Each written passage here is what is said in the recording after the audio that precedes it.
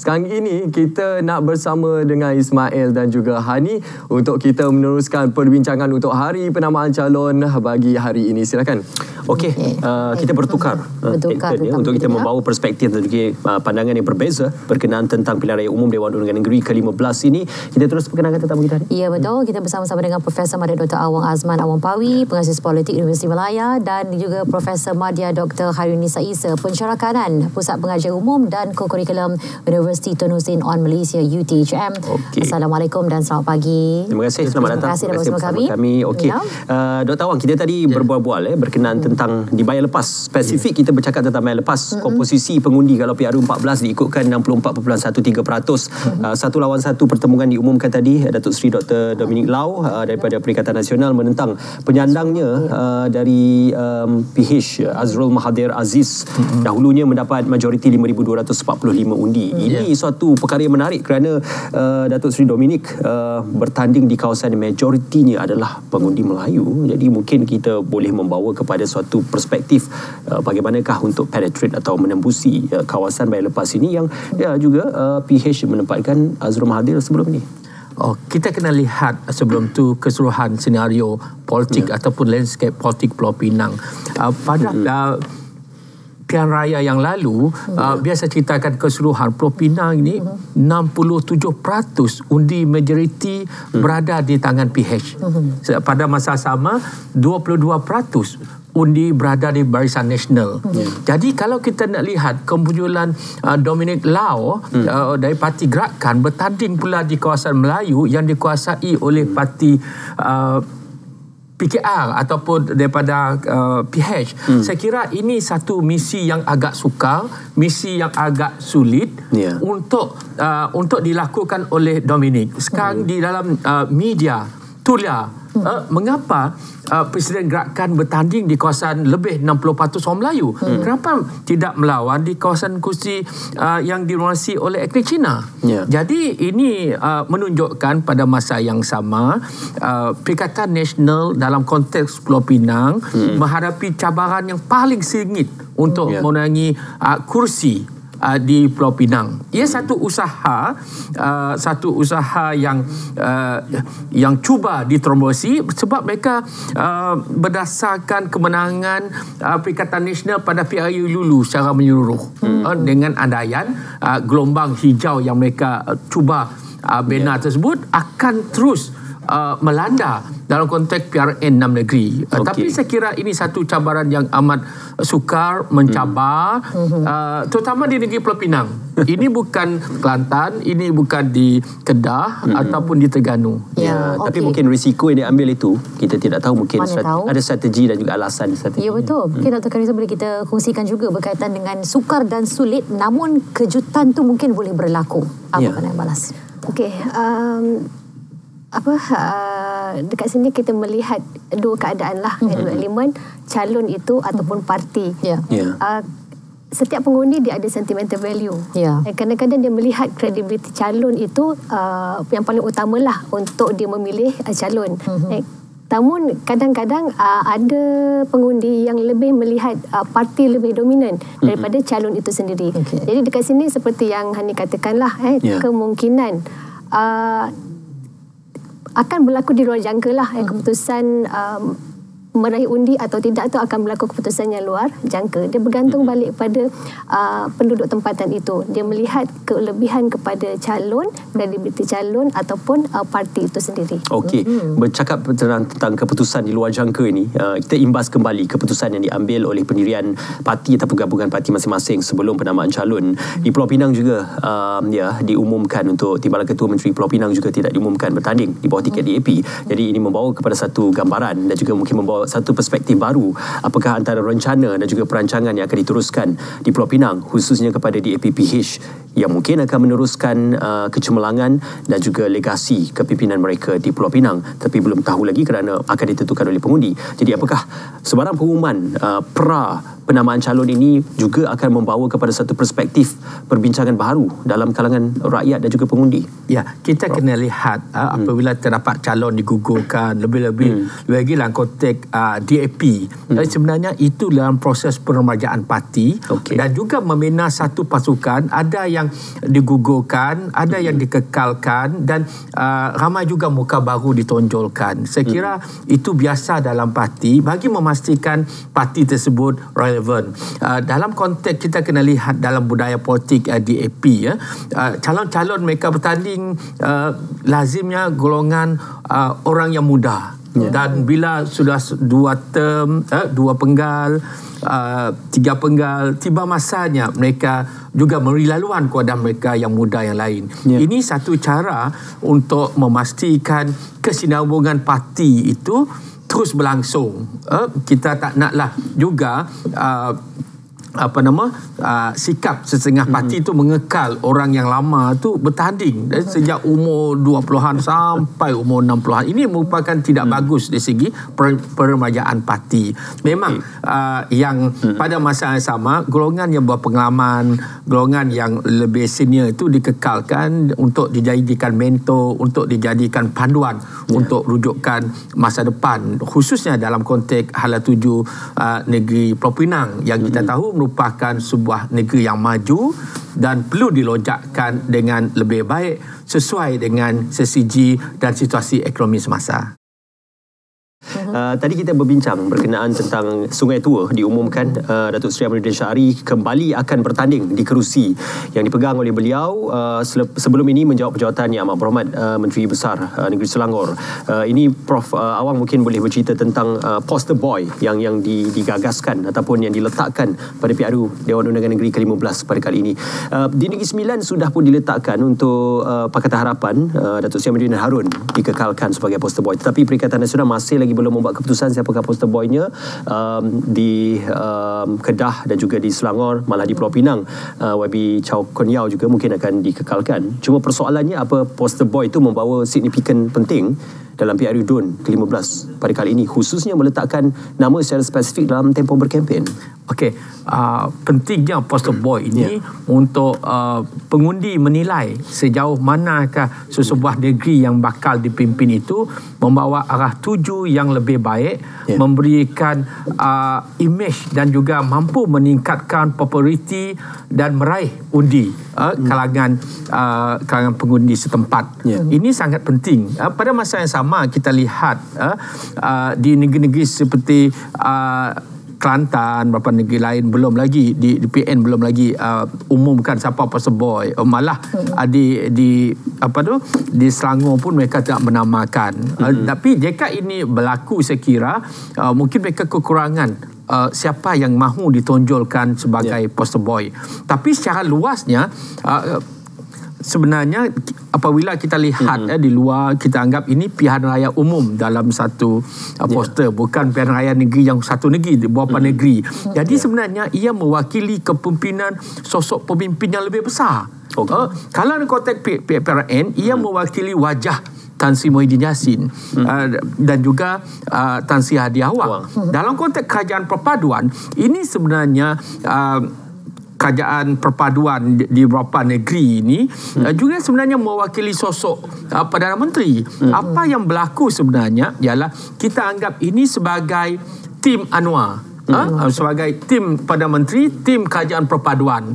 Jadi perlu dilihat juga, walaupun isu berkisar kepada isu setempat, mereka perlu melihat arah ekonomi yang lebih besar, arah hala tuju yang lebih besar, iaitu bagaimana pemimpin besar mereka memimpin negara ini.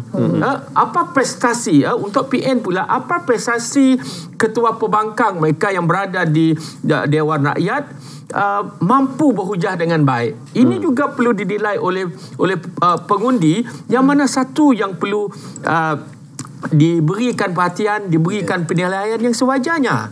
Jadi dalam konteks ini kita lihat sebenarnya negeri-negeri yang bertanding itu perlu dilihat mereka semua ni tim Anwar, terutama negeri di bawah kerajaan perpaduan ataupun mereka yang bertanding itu. Sekiranya mereka rasa tidak bersetuju di peringkat pemilihan dan sebagainya, mereka kena ingat mereka bahagian daripada Tim Anwar. Maknanya ini merupakan kerangka yang lebih besar kerana apa? Misalnya negeri di bawah PH misalnya, mereka yang bertanding tersebut adalah untuk memastikan kesinambungan antara kerjasama kerajaan negeri dengan kerajaan pusat. Jadi dalam kerangka yang besar itu, ia melibatkan sosok fasiliti politik yang lebih besar. Sebab itu kita lihat walaupun ini pilihan raya 6 negeri, yang datang untuk menemani calon itu ialah pengurusi Perikatan Nasional, pengurusi kerajaan perpaduan. Jadi ini penting untuk dinilai oleh pengundi, walaupun saya katakan tadi yang dinilai berdasarkan isu setempat, sejauh manakah masalah air bersih diselesaikan, bagaimana prestasi ekonomi di negeri, wakil rakyat yang dibawa oleh wakil rakyat, itu isu yang penting. Tapi pada masa yang sama kena lihat juga dalam kerangka yang lebih besar. Okey, baik. Dalam masa yang sama juga, kalau kita boleh kongsikan sedikit juga berkaitan dengan dapatan-dapatan lain yang berkaitan dengan tajuk kita yang kita bawakan adalah tentang calon yang bertanding. Setelah diumumkan secara rasmi, melihat pada keseluruhan gambaran yang diberikan bagi setiap kawasan tersebut, bagaimana ini memberi satu corak yang tersendiri kepada setiap negeri yang kita telah bawakan sebentar tadi menerusi pengumuman yang dibuat secara umumnya. Okey, kita baru saja selesai, maksudnya masih lah kita masih lagi sedang berjalan lagi, tapi kita dah dengarlah beberapa negeri daerah yang telah menamakan calon-calon mereka. Dekat sini kita dapat lihat ada beberapa yang meletakkan kepelbagaian parti, komponen parti, ada BN, PAS, Bebas dan sebagainya.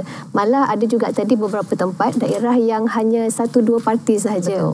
Jadi saya melihat perkara ini, kombinasi pelbagai komponen parti ini dapat menggambarkan kematangan demokrasi negara kita lah. Maksudnya setiap calon ataupun parti dia mampu menerima kepelbagaian parti untuk bertanding.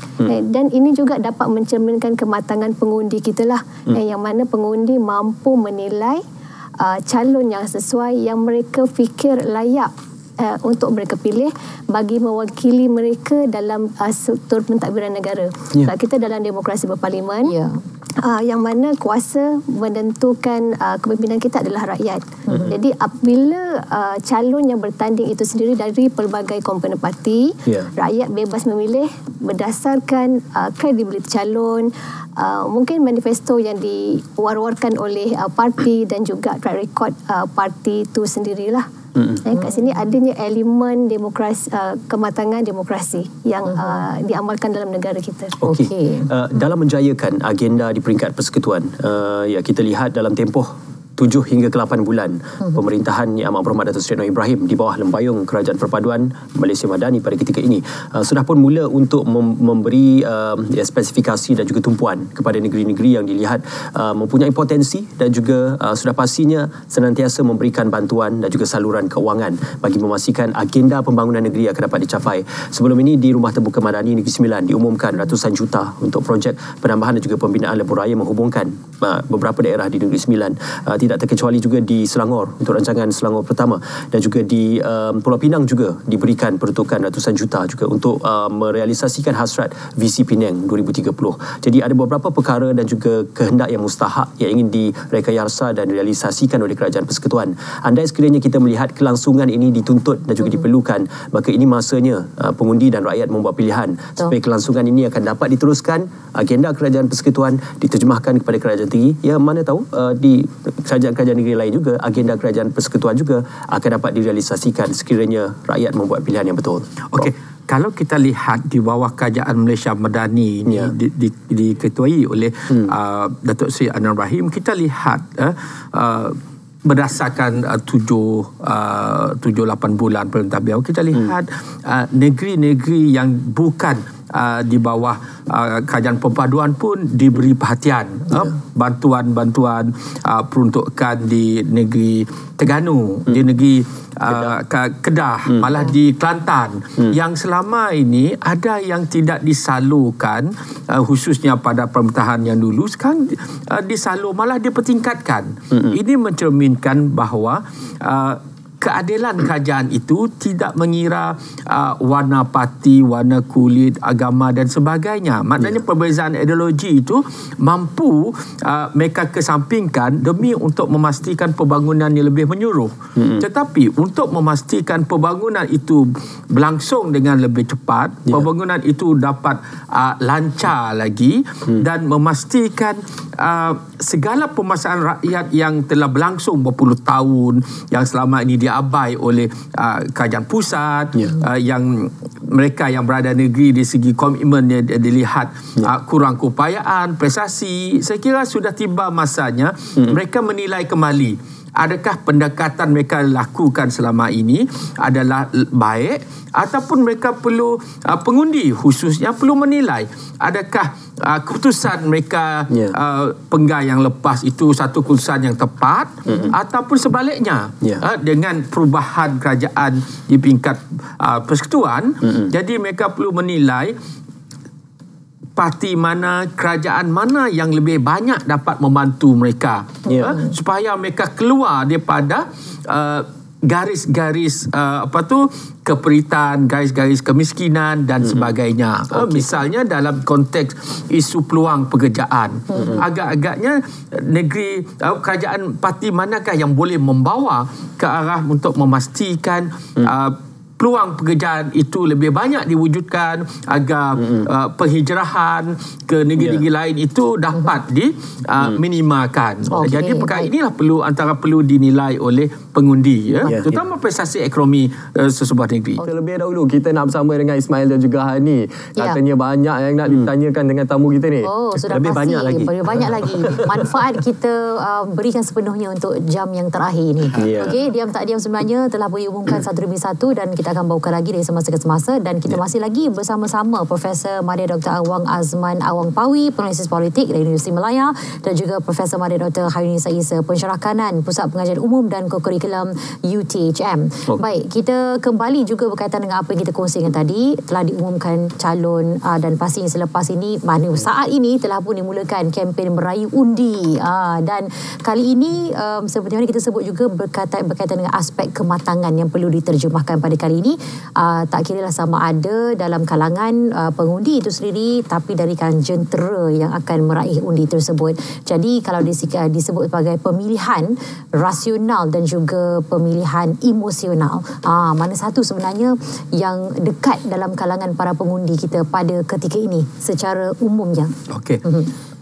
Dalam pilihan raya sepatutnya untuk memilih mandat siapakah yang terbaik, siapa yang paling layak untuk mewakili, ia perlu dilihat secara pilihan secara rasional.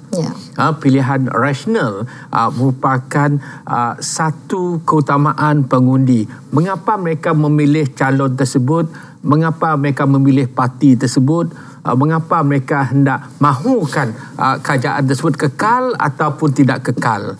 Sudah tentu pilihan rasional itu melibatkan beberapa perkara. Satu dari segi emosinya, yang kedua kena ingat dari segi realiti ekonomi semasanya, yang ketiga apa yang pengundi dapat apabila memilih parti tersebut ataupun calon tersebut. Dapat dari segi apa? Dapat dari segi limpahan kemajuan, dapat dari segi keuntungan kepada komuniti tersebut. Kemudahan infrastruktur mereka akan menjadi lebih baik, jalan raya dengan lebih lebih bagus. Ini merupakan rasional pengundi perlu ada. Yang ketiga sekiranya perlu adanya literasi politik yang lebih baik. Terutama yang kita bimbang sekarang ialah pengundi muda, pengundi 18 tahun ke atas, pengundi di bawah 21 ke bawah, dan kelompok pengundi yang baru ni, kelompok pengundi 40 di bawah 40 tahun juga. Mereka ni agak fragile, mereka ini agak lepas bebas dari segi memilih. Tetapi tak kisah sama ada mereka memilih parti mana ataupun manapun terpulang, tetapi yang penting mereka ada literasi politik yang lebih baik.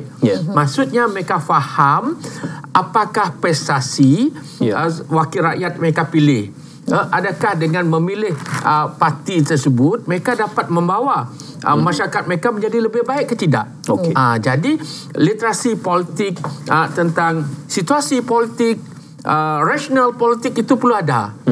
Mengapa mereka tolak perlu tolak sesebuah parti tersebut? Maka mereka perlu tukar, ubah daripada sebelum ni parti sekian, sekarang ni parti sekian. Tapi kena ada pilihan yang rasional. Memilih bukan sekadar emosi, tapi menggunakan akal budi. Akal budi, mempunyai pemikiran yang lebih jelas dan menilai secara realistik. Ini perlu ada pada pengundi dan mereka tahu yang pasti mereka mampu memberikan hujah data dengan lebih baik dan tidak terperangkap dengan berita-berita yang berunsur retorik, berita-berita berbentuk propaganda, malah aspek unsur-unsur yang kita katakan propaganda yang melibatkan fitnah besar.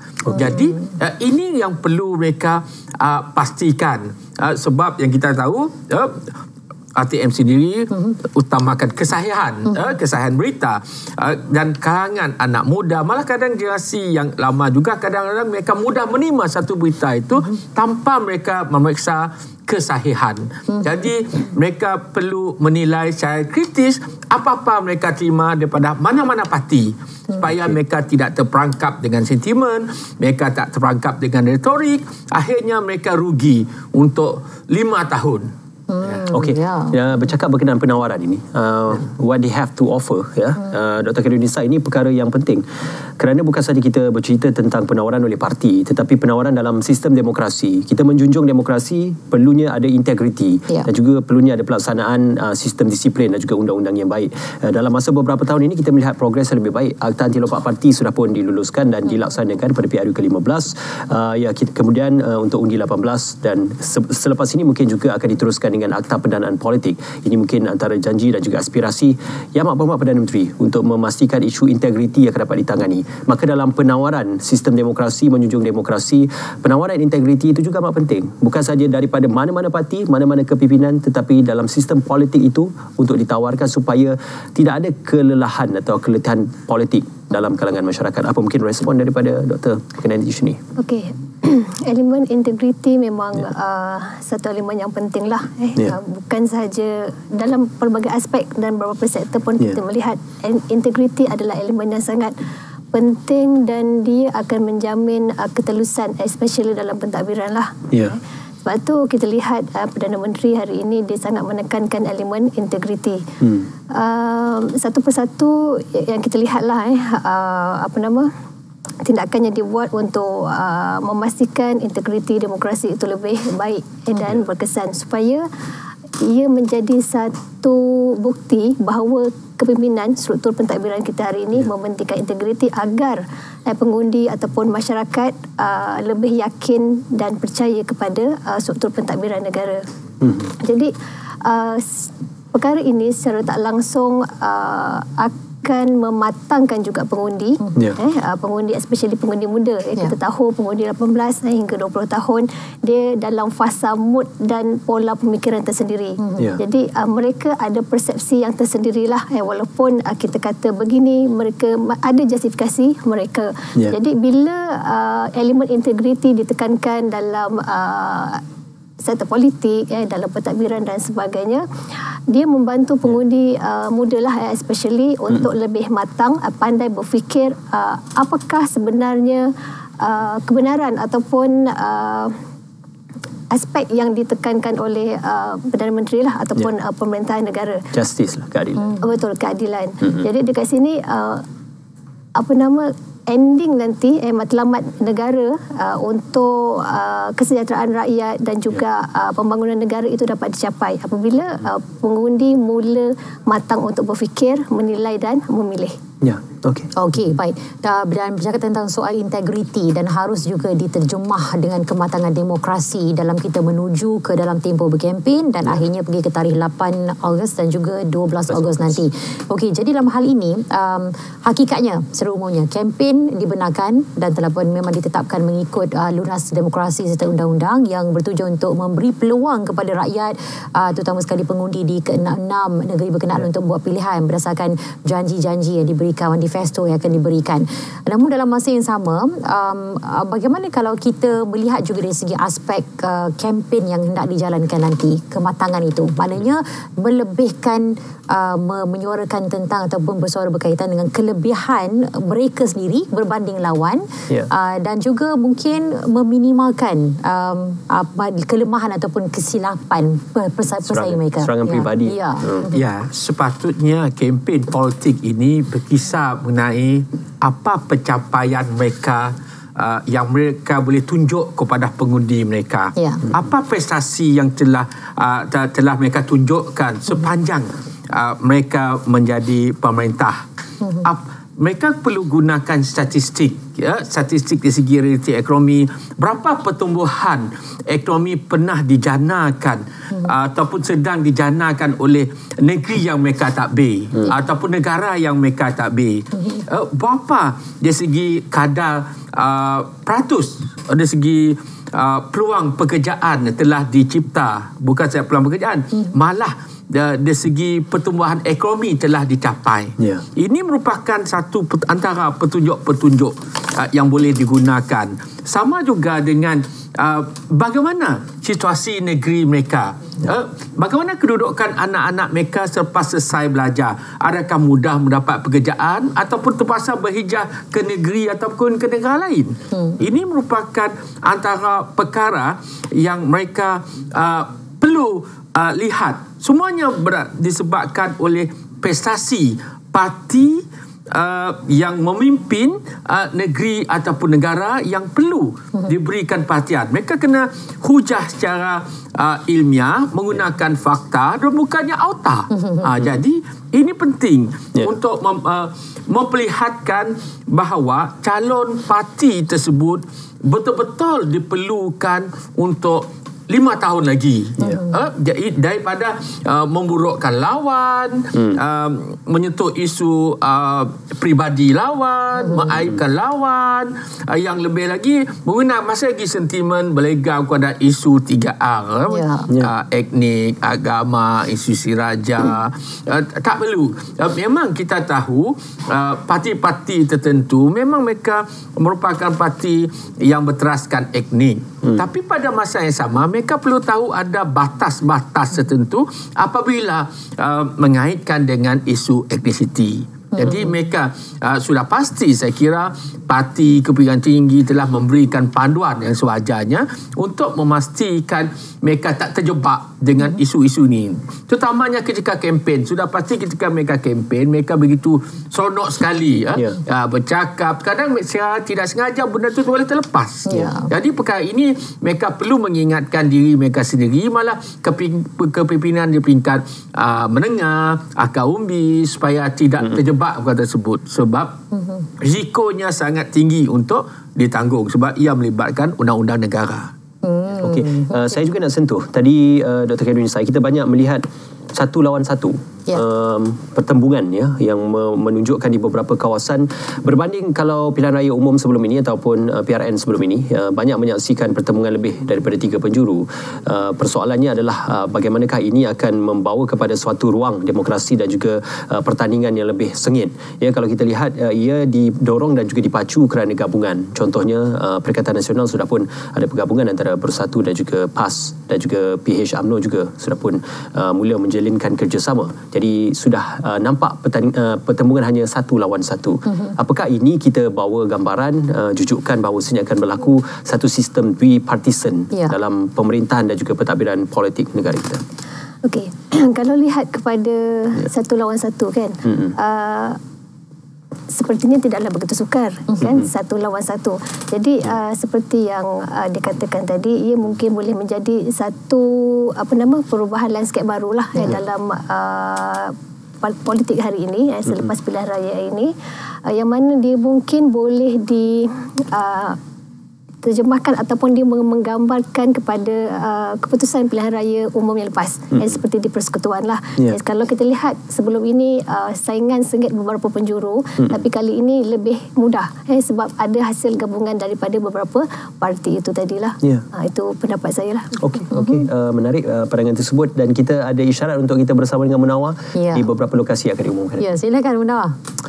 Dan sekarang ini dalam ruangan masa berbaki sekitar setengah jam saja lagi, kita nak lanjutkan perbincangan bersama dengan Hani dan juga Ismail dan tetamunya. Okey, baik. Betul, 30 minit yang terakhir kita akan cuba sebaik mungkin untuk mendapat kesimpulan dan juga apa perkara yang penting untuk kita sebutkan pada waktu ini, Ismail. Okey, tadi kita ada berdiskusi Prof berkenaan tentang isu-isu setempat. Penting juga kerana saya ingin cuba rangkumkan kembali. Memang tadi kita banyak bercerita tentang aspirasi dan juga inspirasi yang diterjemahkan oleh Kerajaan Persekutuan. Tapi penting juga untuk kita membawa isu setempat. Contohnya di Kedah, tempoh hari dalam Sentuhan Madani, Yang Mahmud Perdana Menteri sempat menyantuni peladang, pekebun kecil dan juga pesawah untuk memastikan agar isu-isu berkenaan tentang pertanian, isu guna tanah pertanian, yang mana Kedah antara penyumbang sektor pertanian terbesar dalam negara, perlu ditangani segera dari segi isu subsidi dan juga isu berkenaan tentang pemberian insentif. Jadi maka kita melihat ini satu gambaran contoh. Isu setempat perlu juga diambil cakna oleh Kerajaan Persekutuan dan juga perlu diambil cakna juga oleh Kerajaan Negeri, kerana kalau hanya Kerajaan Persekutuan yang melaksanakan perkara itu tanpa sokongan dan dukungan Kerajaan Negeri, maka ia akan menerima impak dan manfaatnya mungkin adalah rakyat dan juga masyarakat. Jadi kedua-dua perkara ini perlu bergerak secara korelasi dan juga secara seiring, Prof. Ya, isu setempat merupakan isu yang sentiasa mendapat tempat di hati pengundi, kerana isu berdasarkan apa yang berlaku di persekitaran rumah mereka, di sekitar kejiranan mereka, di sekitar daerah mereka. Jadi sudah tentu isu setempat itu memberikan kesan. Bayangkan jika jalan raya masih berlubang-lubang misalnya, pihak berkuasa tempatan tidak cakna terhadap isu tersebut. Bayangkan kehidupan setempat masih tidak berubah.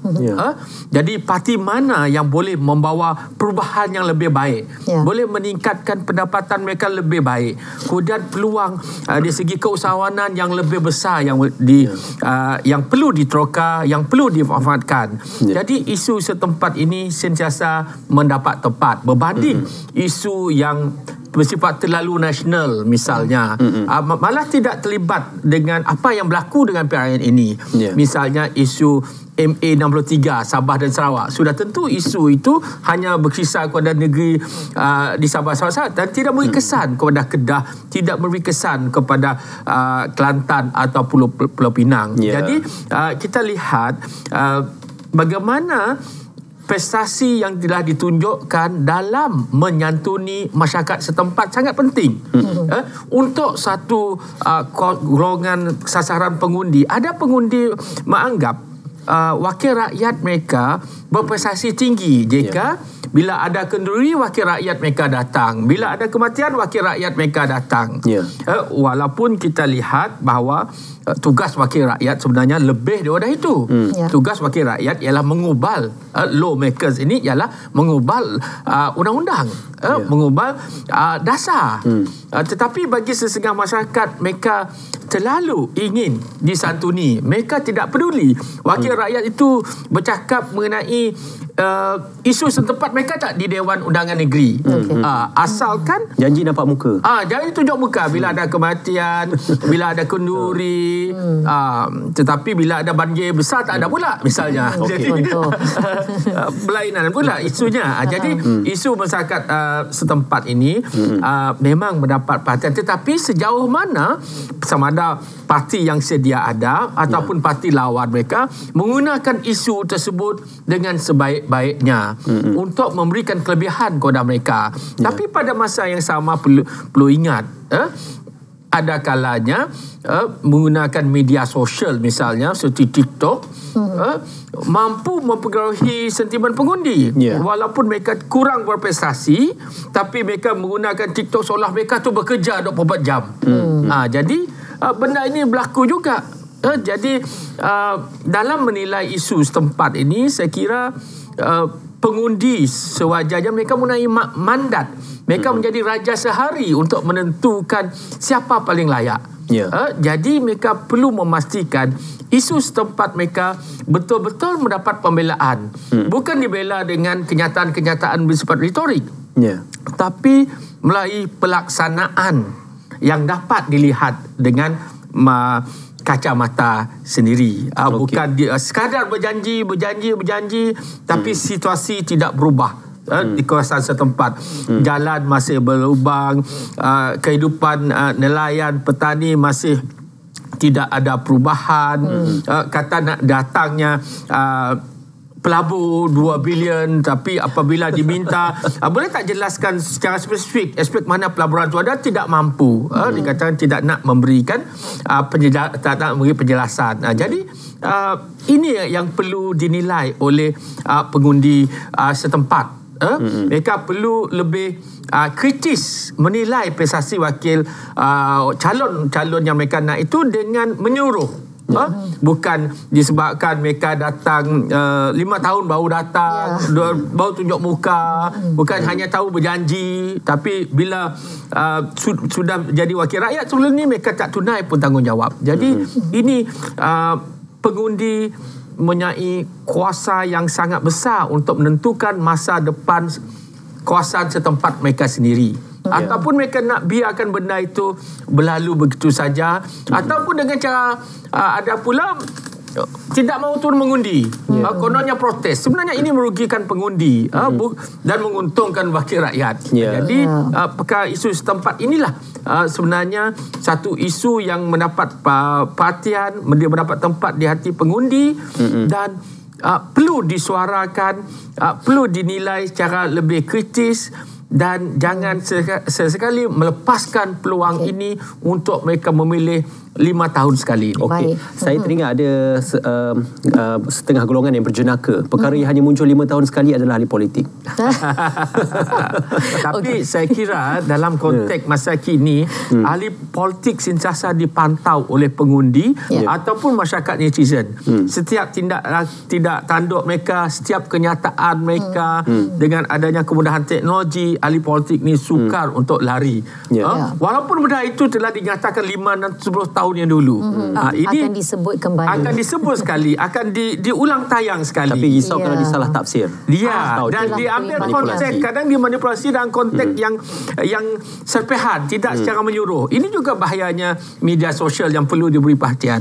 Kan itulah perlunya literasi politik atau pendidikan politik itu sendiri untuk buat penilaian yang kritis seperti mana disebutkan oleh doktor tadi, dan antaranya adalah untuk kita lebih memahami tentang kematangan dalam memilih adalah hasil daripada pengetahuan dan yang paling penting cakna dengan senario politik negara, termasuk mengambil kira apa yang akan ditawarkan sepanjang kempen akan berlangsung. Okey, jadi dalam masa yang sama kita melihat juga bagaimana secara umumnya pendidikan politik di negara ini mencukupi untuk kita mendapat terjemahan yang baik dalam soal nanti para pengundi ini akan menjalankan tanggungjawab mereka nanti. Okey. Untuk literasi politik seperti yang doktor katakan tadi, pendedahan awal sebenarnya pendedahan awal arena politik ini secara tak langsung sentiasa berlaku. Sentiasa berlaku kerana generasi muda dan masyarakat secara langsung dan tidak langsung dapat menilai dan mentafsir elemen politik itu sentiasa, setiap hari. Mungkin di media sosial, di berita, surat khabar dan sebagainya. Jadi apabila mereka membaca news ataupun melihat situasi-situasi contoh seperti pilihan raya, mereka dapat menilai dan mentafsir mengikut pemahaman mereka sendiri. Cuma apabila adanya pendidikan formal tentang politik itu yang mungkin kita boleh dedahkan di peringkat pendidikan rendah ataupun pendidikan tinggi, ia lebih memberi manfaat ataupun pengetahuan yang lebih baiklah kepada generasi muda lah khususnya, supaya pendidikan formal itu diterjemahkan dalam realiti semasa, mereka dapat menilai dari segi teori dan praktisnya lah yang bagaimana. Dari situ baru kita dapat melatih generasi muda yang matang dalam politik dan berpolitik. Okey. Dr. Awang, pada PRU 15 saya teringat ada beberapa pihak yang membuat suatu telahan berkenaan istilah baharu, TikTokerization, ya, penggunaan pembudayaan TikTok dalam meraih undi. Ini diterjemahkan apabila last minute ataupun dalam masa 2 hari sebelum pilihan raya umum tempoh hari, Perikatan Nasional menggunakan kempen TikTok dengan secara agresif dan keputusannya terhasil daripada pilihan raya umum ke-15. Maka ia membawa kepada satu perbahasan apakah impak dan juga dampak media sosial seperti TikTok itu memberi kesan yang cukup besar ataupun dominan kepada kecenderungan pengundian. Pada ketika ini juga tidak sunyi dan juga tidak lari apabila ramai pempengaruh TikTok dan juga media sosial digunakan oleh beberapa parti politik untuk meraih undi. Kadang-kadang ia mungkin satu strategi menarik, tetapi risau disalahgunakan kerana mungkin anak muda ini terlalu simplistik dalam menilai isu-isu dan literasi politik. Sebenarnya suasana apa dipanggil TikTok, demokrasi secara TikTok dan sebagainya, ini bukan merupakan sesuatu yang baru. Misalnya pilihan raya presiden di Filipina juga, situasi ini juga berlaku. Tapi soalnya dalam konteks pilihan raya ini, semua pihak parti yang bertanding menggunakan kemudahan seperti TikTok. Tetapi sejauh mana perluasan penggunaan tersebut? Misalnya ia bergantung kepada dana yang terdapat dalam sebuah parti. Jika dana sebuah parti hanya dana yang terbatas, maka sebaran TikTok itu sendiri juga terbatas. Jika mereka mempunyai dana yang besar, mampu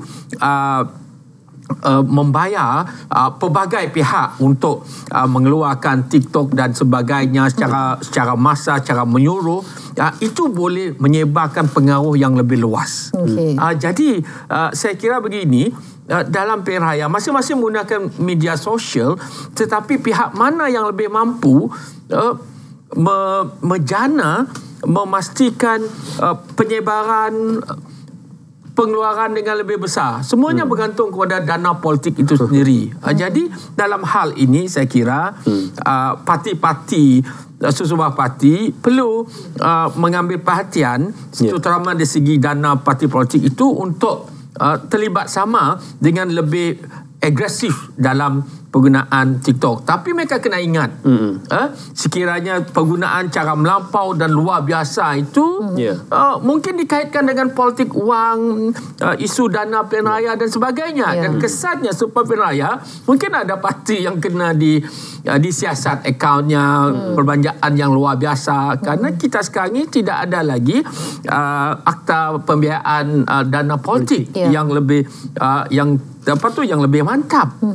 Tak ada lagi. Jadi spesifik. Jadi saya kira penggunaan yang penting, penggunaan media sosial ni perlu disampaikan secara lebih bertanggungjawab.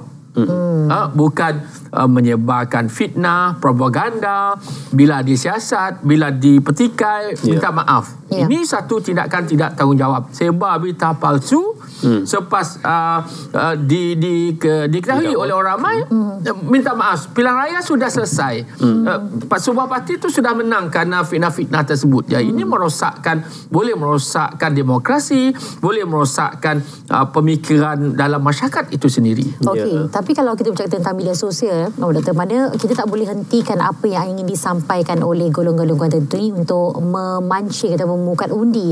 Terutama sekali dari segi aspek kebimbangan kita adalah gejala manipulasi yang berlaku secara berleluasa dalam ruangan media sosial itu sendiri.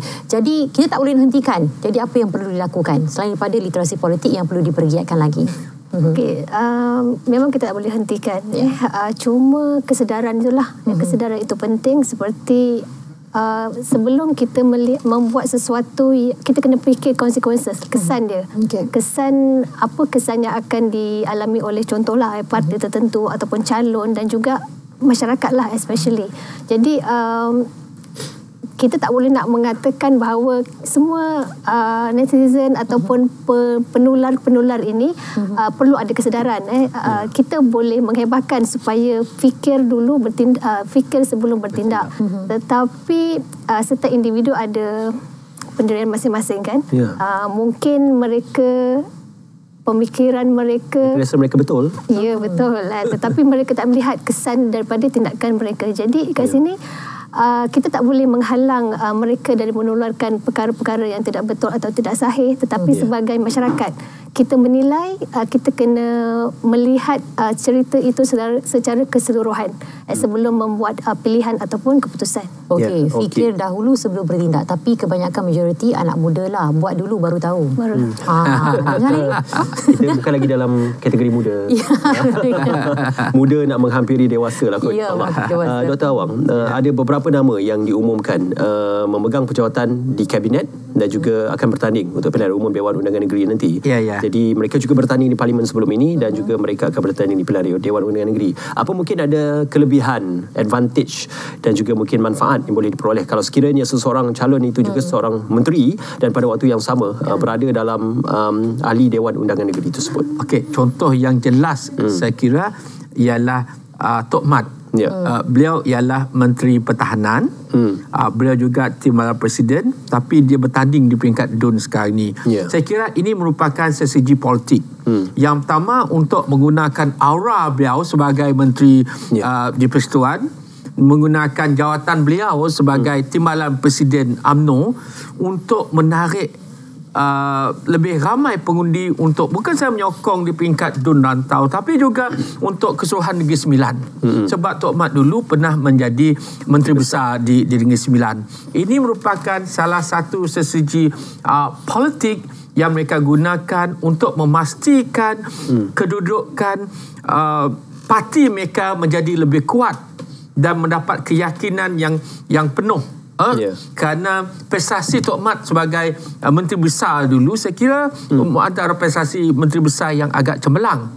Dan prestasi di segi ekonomi juga kita dapat lihat juga memberangsangkan. Jadi apabila beliau dikenali di peringkat persekutuan, kemudian bertanding balik di peringkat DUN, saya ingat ada impak yang besar terhadap pengundi umbi akan lebih berasa proud, rasa lebih teruja, bangga dan dengan senang hati mereka untuk menyokong kembali Tok Mat. Ini merupakan sesegi parti untuk memenangkan tempat dan memberikan impak di persiaran DUN-DUN yang lain, khususnya di Negeri Sembilan. Okey, baik. Jadi untuk masa yang berbaki ni, kita masih ada lagi lokasi ke tempat yang belum kita dengarkan keputusan ataupun penawaran calon yang rasmi. Jadi kita kembali bersama Munawar untuk tujuan ini. Silakan Munawar. Silakan.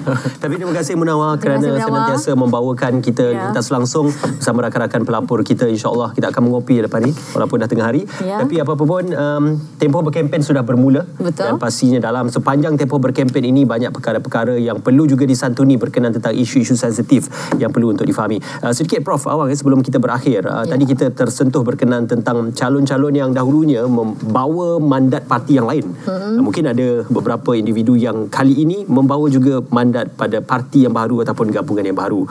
Termasuk juga gabungan PH UMNO ataupun PN Bersatu dan juga PAS. Mungkin ini satu perkara yang menarik untuk dipertontonkan kerana apakah sekali lagi faktor parti ataupun calon yang akan menjadi penentu kepada kemenangan calon yang dipertandingkan itu. Okey, yang menarik sebab apabila seorang pemimpin itu bertukar kulit dengan menggunakan tukar baju, tukar kulit, menggunakan parti lain, platform parti lain untuk mereka bertanding kali ini merupakan satu aspek yang menarik untuk dikaji. Terutamanya sejauh seperti dia kata tadi, sejauh mana kepentingan parti itu mengatasi individu atau kepentingan individu mengatasi parti tersebut. Adakah seorang pemimpin itu dia dianggap hebat, besar kerana dia seorang pemimpin, ataupun dia hebat, besar, berpengaruh, mendapat dukungan ramai hanya disebabkan oleh sebuah parti yang dia berpayung. Jadi ini merupakan satu petunjuk yang boleh memberi pencerahan kepada masyarakat untuk melihat sebelum ni beliau dianggap popular, beliau dikenali, mempunyai banyak dukungan, tapi bila dia bertanding atas parti lain, itulah yang menentu adakah dia benar-benar popular atau sebenarnya dia menumpang kepada populariti parti. Jadi ini merupakan yang boleh dihakimi oleh masyarakat. Malah adakah tindak tanduk beliau diterima oleh pengundi? Kalau beliau telah lari ke tempat lain, sentimen pengundi yang mengenali beliau. Ini juga menarik untuk dilihat sejauh mana penerima pengundi kepada golongan yang melompat, golongan yang bertukar baju parti tersebut. Ini kita serahkan kepada mandat pengundi untuk menilai, untuk menentu dan memberikan pengertian kepada calon tersebut supaya mereka sedar, nanti boleh lompat lagi, nanti boleh tukar baju lain. Itu yang satu yang menarik untuk kita kaji. Okey, terima kasih Prof Awang atas perkongsian dan juga pencerahan tersebut. Apa pun jua, seharusnya pengundi tidak harus bertukar baju, tetapi perlu lebih realistik dalam melihatkan kepada siapa yang harus diangkat menjadi wakil rakyat di kawasan. Okey, dalam masa seminit mungkin Doktor ada kesimpulan yang dikongsikan juga bersama kami.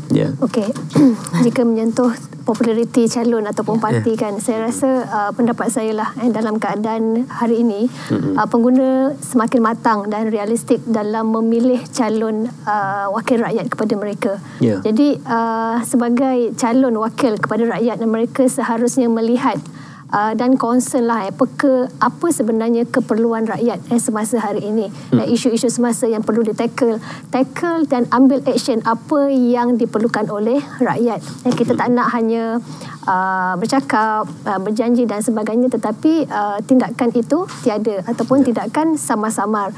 Jadi sebagai wakil kepada rakyat, saya percaya setiap parti dan setiap calon mempunyai ideologi yang baik yang hasilnya memberi manfaat kepada rakyat dan negara. Jadi seharusnya tindakan itu perlu seiring dengan janji-janji manifesto yang diwar-warkanlah semasa tempoh berkempen. Okey, insyaAllah. Terima kasih atas pencerahan tersebut. Terima kasih Dr. Harunisa. Terima kasih Dr. Awang kerana bersama dengan kami, insyaAllah. Ada kesempatan lagi kita akan bersama kerana tempoh berkempen ini panjang perbincangan dan juga luas perdebatan kita berkenaan tentang tujuan-tujuan kempen dan juga hala tuju untuk mengangkat demokrasi. Terima kasih pada kedua. Terima kasih banyak, dan pastinya yang YB yang bekerja, kita pun yang bertugas di sini. Kita ada yang gigih, Munawar Azmi. Silakan Munawar. Silakan. Dan dua cawan kopi tu. Dah 2 cawan kopi dapat dah. Itulah alhamdulillah selesai bab pertama untuk kita hari ini untuk hari penamaan calon, dan juga kepada 9,773,571 pengundi berdaftar. Jangan lupa untuk semak maklumat pengundian anda melalui My SPR Semak. Ya, betul. Undi awal 8 Ogos, undi untuk semuanya nanti akan dilakukan pada 12 Ogos. Jalan kata ucapan anda matang dan realistik, rasional dalam pilihan yang akan dibuat. Paling penting pengundi harus ingat undi mereka, anda semua adalah untuk hala tuju negara. Itu yang paling penting, insyaAllah. Dan teruskan kesetiaan anda bersama kami di saluran berita RTM TV1 dan juga aplikasi RTM Klik kerana kita membawakan dari semasa ke semasa. Juga terima kasih kepada tontonan di TikTok yang mencapai jumlah tontonan yang amat membanggakan pada hari ini. Terima kasih banyak-banyak kerana terus kekal dan juga setia bersama kami di RTM. Sehingga kita berjumpa lagi, kami akan pastinya membawakan perkembangan semasa ke semasa bersama anda di saluran berita RTM, saluran TV1 dan juga melalui media sosial kami. Dan difahamkan seketika nanti kami akan bawakan kepada anda untuk perkembangan semasa di Menara SPR Putrajaya untuk hari penamaan dan juga secara keseluruhannya. Ya, betul. Okey, sekian saja daripada kami bertiga. Saya Hani Hamid. Saya Ismail Adan. Dan saya Munawar Azmi. Assalamualaikum dan salam Malaysia Madani. Ya. Hari ini akan tiba, kekalkan demokrasi, guna hak kita semua yang asasi. Fikir terlebih dulu dengan akal bestari, sebelum membuang undi yang dihargai. Marilah mari pergi mengundi, jangan lupa kewajiban pada negara. Marilah mari pergi mengundi, jangan lupa kewajiban pada negara. Mari pakat ngundi. Tu nak tanggungjawab kita sokong demokrasi. Rakyat Malaysia tinggi jati diri, jangan buat siapa kita pakat buat undi. Jadi kami seru pada rakyat Malaysia, marilah mari pergi mengundi. Marilah mari pergi mengundi, jangan lupa kewajiban pada negara. Marilah mari pergi mengundi, jangan lupa kewajiban pada negara. Jangan lupakan pengenalan serta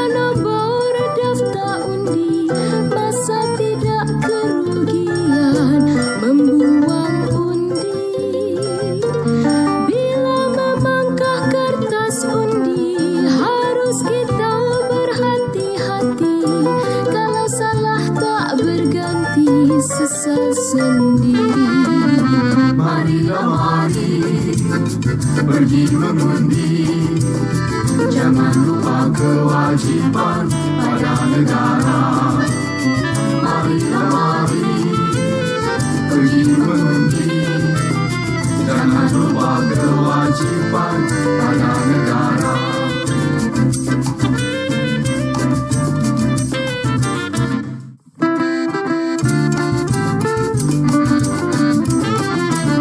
Marilah mari pergi mengundi, jangan lupa kewajiban pada negara. Marilah